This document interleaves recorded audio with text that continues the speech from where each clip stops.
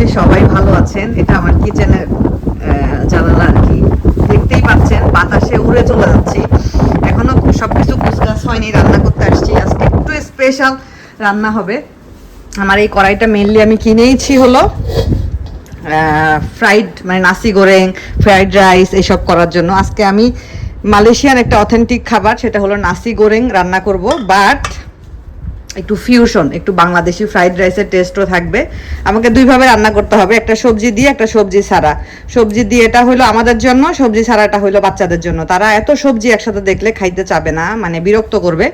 তো এখানে এটা আমার চিকেনটা ম্যারিনেট করা ছিল। এখানে আমি চিকেনের বুকের অংশ তান্দুরি মশলা আরও যা ঘরোয়া মশলা থাকে দিয়ে ম্যারিনেট করে রেখে দিয়েছিলাম, সেটা বের করে নিয়েছি। ডিম নিয়েছি 5টা, টমেটো সস লাগবে। এই ম্যাগি সিজনিং সসটা আমি ওদিনকে নতুন নিয়ে এসেছি, দেখা যাক। এটার টেস্টটা দেখেছিলাম যে খুবই ভালো।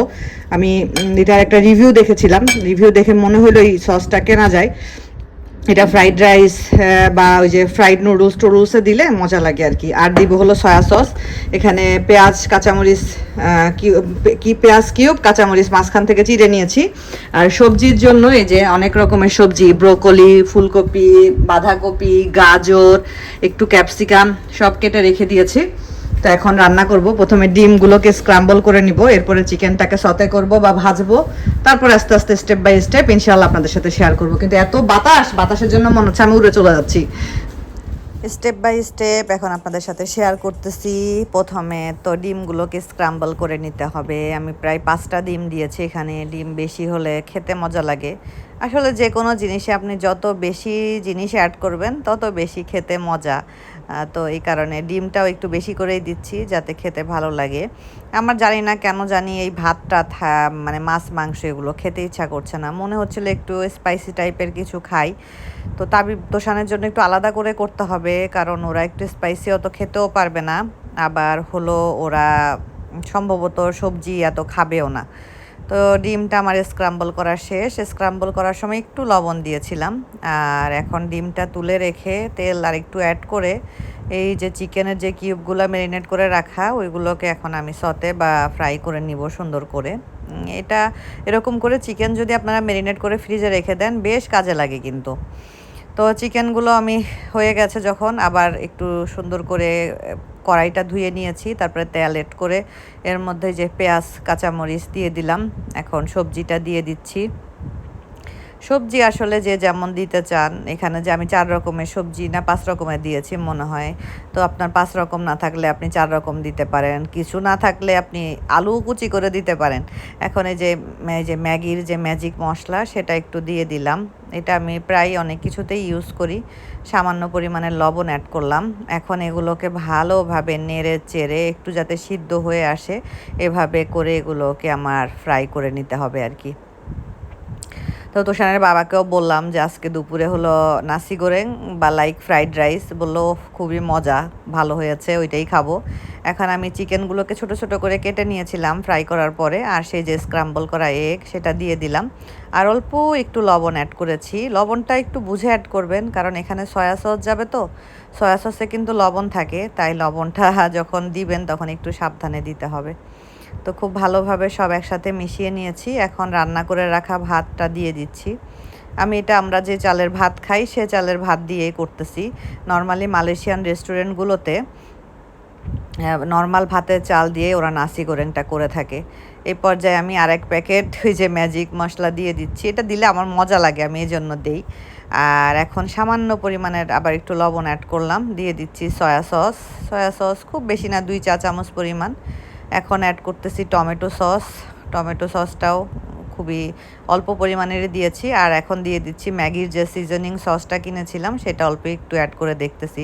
প্রথম তো এত রিভিউ দেখেছি এজন্য অল্প একটু অ্যাড করলাম যে টেস্টটা কেমন আসে। তোষানদেরটাতে অ্যাড করি নাই, কারণ ওরা টেস্ট একটু এদিক থেকে সেদিক হইলেই আর খাইতে চাবে না, ওরা এরকমই করে।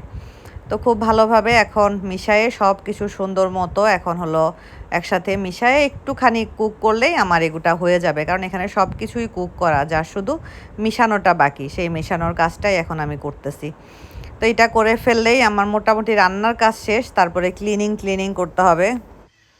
তো তোষান তাবিব তো স্কুল থেকে আসলো, ওরা গোসল টোসল করলো, ওদেরকে খাইতে দিলাম।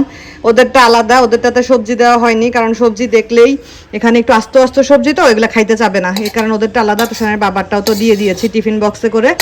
তো এই যে এখন আমি একটু খাবো, এই হলো আমাদের খাবার দাবার আর কি, লাইক ফ্রাইড রাইস, বাট ওই যে একটু চিকেন টিকেন এগুলো দিয়ে জাস্ট হলো, এটাকে মালয়েশিয়ানরা বলে নাসি গোরেং আর কি। দুপুরবেলা খাওয়া দাওয়া শেষ করে একটু রেস্ট টেস্ট নিয়ে বিকালের দিকে তোষানকে নিয়ে বসছিলাম। তোষানের কালকে ফার্স্ট এক্সাম, ইংলিশ এক্সাম। তো এই যে এটাগুলো হলো আমি ওকে বোঝার জন্য যে নোট করে দিছি, এখানে যে পার্সনিফিকেশন, এটা আমি কেন জানি উচ্চারণ করতে পারতেছি, সিমিলি না, সিমিলি না, সিমিলি, ইডিয়ম, মেটাফর, এগুলো কেমনে বুঝবে আর কি, এই যে এগুলো কেমনে বুঝবে, সেন্টেন্স এরকম সেন্টেন্স থাকলে কিভাবে বুঝবে, তারপরে কমপ্লেক্স সেন্টেন্স, এই সেই হাবি জাবি কমান্ড সেন্টেন্স কি কি সব এগুলো হলো। তো এটা কি প্যাটার্ন আব্বা?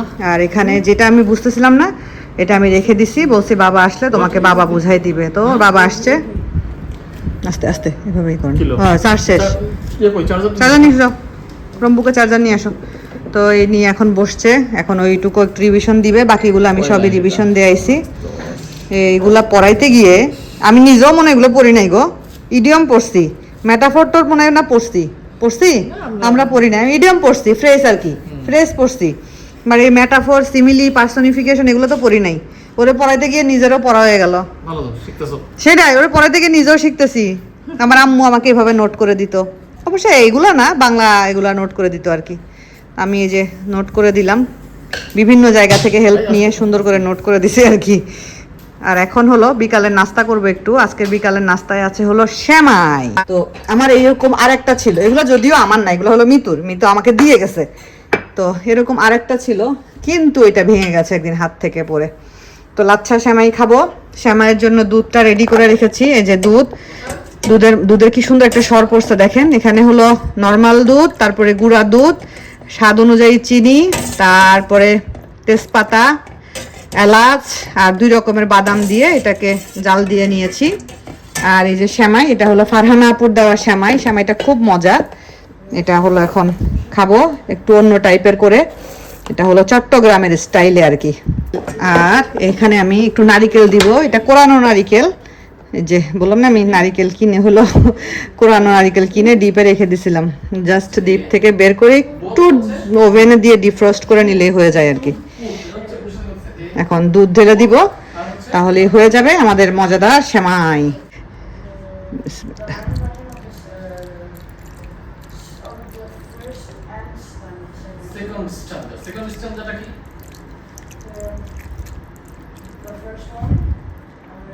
এই যে সেমাই রেডি। হু কল মি। গতকালকে আপুকে হলো মানে আপুর অর্ডারগুলো আমার ভিডিওতে দেখানোর পরে আপু তো ভিডিওটা দেখেছে, তো দেখে আজকে সকালে আপু আবার আমাকে নক করেছে, নক করে বলেছে আপু অলিভ কালারটাও আমাকে অ্যাড করে দাও, মানে এই অলিভ কালারটাও আপু নিয়ে নিবে। তাহলে অলিভ কালারটাও চলে গেল। আর এই হিজাবগুলোর আর এই 3টা আমার কাছে আপাতত স্টকে আছে আর কি। আর গতকালকে এক আপু আবার এই নেক হিজাব 4টা অর্ডার করেছেন, আবার পেজেও এক আপু 4টা অর্ডার করেছেন। আসলে পেজে হিজাব হিউজ অর্ডার নেওয়া যাবে না, কারণ হিজাবের শিপমেন্ট একদমই অন্যরকম। তো আপাতত যারা ওই অনেক কিছু নিচ্ছে সাথে হিজাব নিচ্ছে তাদের জন্য আমরা হয়তোবা 1টা 2টা এরকম দিতে পারবো, কিন্তু হিউজ অর্ডারটা নর্মালি পেজে হিজাবের নেওয়া যাবে না। হিজাব নিয়ে আসলে ওইভাবে বিজনেস আমরা রান করাতেও পারবো না, হিজাবটা সম্পূর্ণই আলাদা থাকবে। এটা দেখা যাবে যে জানি না ভবিষ্যতে আমরা আমাদের বিজনেস ইনশাআল্লাহ যদি বড় হয় সেক্ষেত্রে হয়তো বা শিপমেন্ট যদি করতে পারি আমরা, তাহলে আমরা হিজাবটা হয়তো বা পেজে অ্যাড করব। বাট আপাতত আপনারা যারা পেজে হিজাবের জন্য নক করতেছেন, প্লিজ আপনারা পেজে হিজাবের জন্য নক করেন না। আমার হিজাবের অর্ডারটা আমি যখন দেশে যাব তখন আমি হিজাবের অর্ডার ওপেন করব ইনশাআল্লাহ, তখন আমি ডিটেলস দিয়ে দিব কোথায় নক করবেন। আমার বিজনেস নাম্বার হয়তো অনেকের কাছে আছে, যদি থাকে আপনারা সেখানে নক করবেন, আর যদি না থাকে আমি দিয়ে দিব ইনশাআল্লাহ, তখন আপনারা আমাকে সরাসরি আমার কাছ থেকে হোয়াটসঅ্যাপের মাধ্যমে হিজাব নিতে পারবেন। হিজাবের ইয়েটা সম্পূর্ণ একটা আলাদা সেক্টর, কারণ ওই সব জিনিসের সাথে হিজাব যায় না। হিজাবের শিপমেন্ট অন্যরকম, আর হিজাব পিনের অর্ডার তো নেওয়াই যাবে না, কারণ শিপমেন্টে হিজাব পিন দেওয়া যায় না। হিজাব পিনটা অর্ডার করতে হলে এটা আমাকে আমার হোয়াটসঅ্যাপ যে পার্সোনাল বিজনেস নাম্বার, হোয়াটসঅ্যাপে আমাকে নক করতে হবে। তো এই তিনটা এখন হলো আমার স্টকে আছে আর কি, এই শল হিজাব এই তিনটে স্টকে আছে। আর হলো এইটা তো আমি আমার জন্য কিনেছিলাম, এটা আমার বিজনেসের না, এটা আমি আমার জন্য কিনেছি আমার কালো বোরকার সাথে পরার জন্য। এটাও একটা শল হিজাবই, বাট এটা একটু শাইনি টাইপের, শাইনি সাথে হলো এরকম কাজ করা একটা হিজাব আর কি। এইবার একটা নতুন ম্যাটেরিয়াল আসছে, এই যে দেখেন, এই ম্যাটেরিয়ালটা আমি এর আগে কখনো অ্যাড করিনি, এবারে নতুন ম্যাটেরিয়ালটা আমি অ্যাড করেছি। এই যে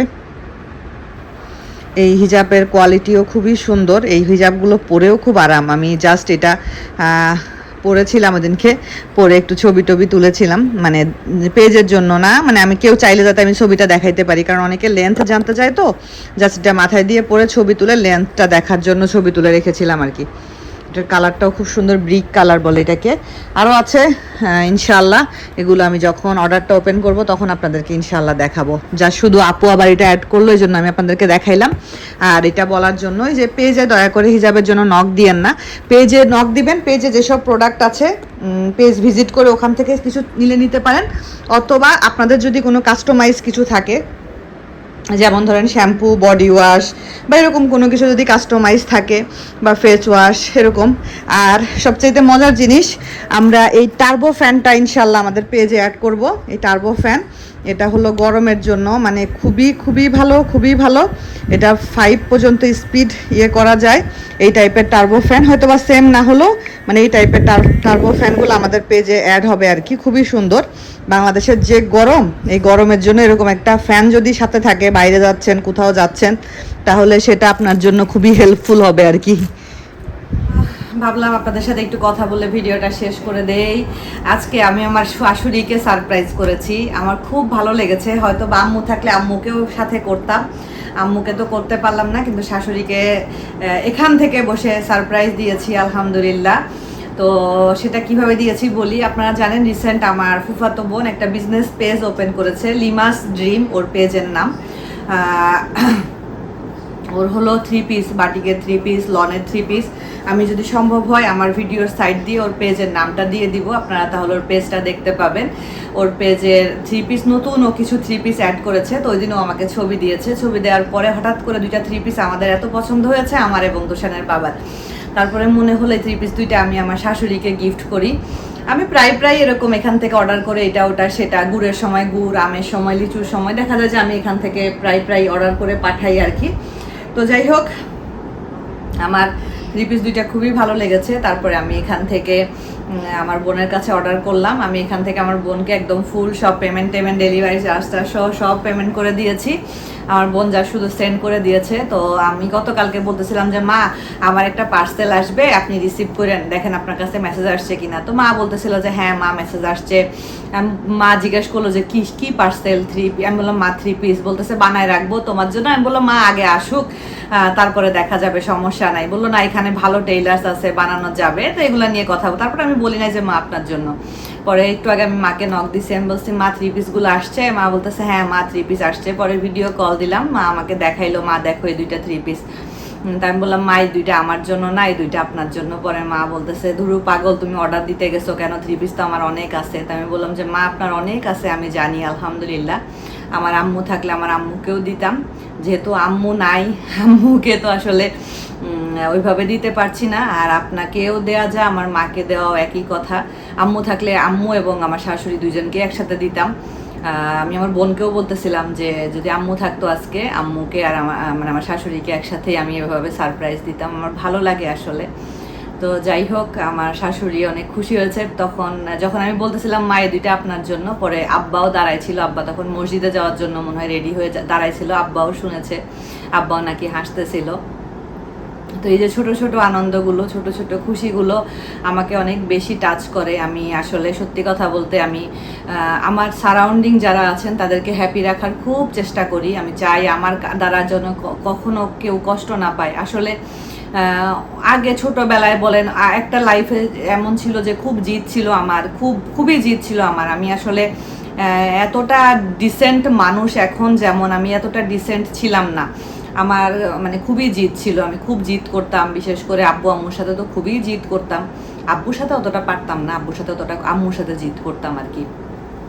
তো আস্তে আস্তে বয়সের সাথে সাথে মানুষ বলে না যে মানুষ আস্তে আস্তে বয়সের সাথে সাথে চেঞ্জ হয়ে যায়, তো ওই রকম চেঞ্জ হয়ে গেছি।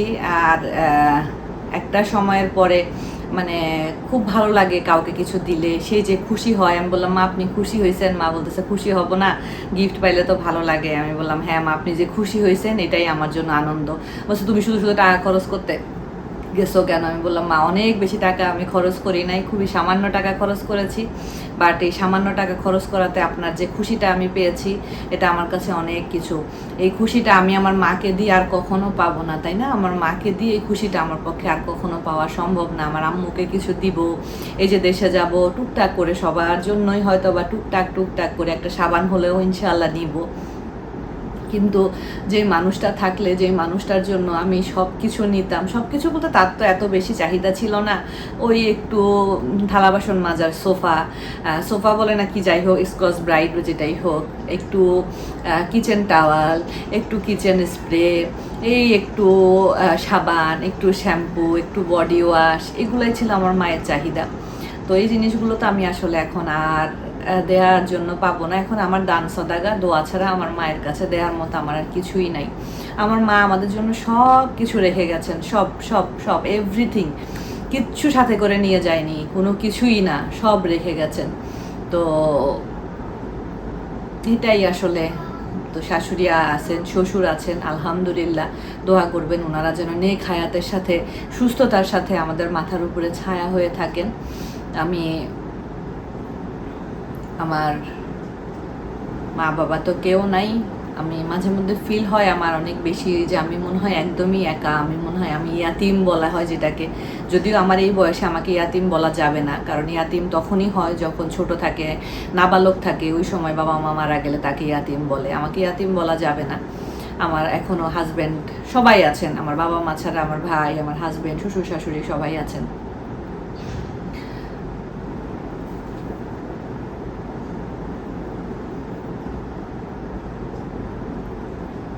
যাই হোক, ইমোশনাল তো হবই, বাবা মার জন্য ইমোশনাল হওয়ার কোনো কারণ লাগে না আসলে, সবসময়ই বাবা মার জন্য চোখের পানি আসেই। তো দোয়া করবেন সবাই। আজকের মতো বিদায় নিচ্ছি, আল্লাহ হাফেজ।